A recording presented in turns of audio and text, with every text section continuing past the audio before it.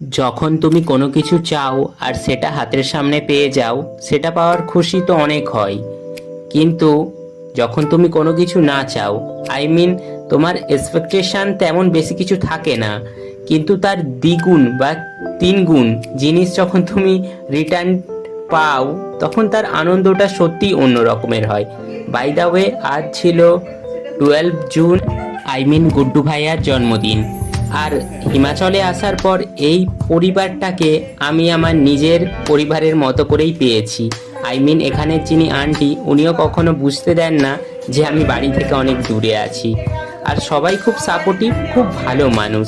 Actually জীবনে যতবারই নতুন জায়গায় থেকেছি, কলেজ বা ইউনিভার্সিটিতে পড়াশোনার সুবাদে, তখনই কিছু কিছু মানুষের সঙ্গে আলাপ হয়েছে।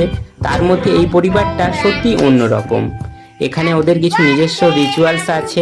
আমাদের যেমন চন্দনের টিকা লাগাই, তেমন আন্টিজি কোনো এক দেবতার, যাকে ওনারা খুব মান্য করেন, কুলদেবী বলে মানেন, তার লাল তিলক লাগিয়ে দিচ্ছেন আন্টি গুড্ডু ভাইয়ার কপালে।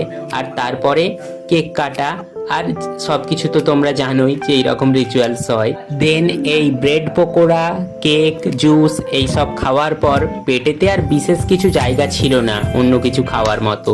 তারপর একটু মজা করলাম, কয়েকটা ফটোশ্যুট, দেন রুমে ফিরে এলাম।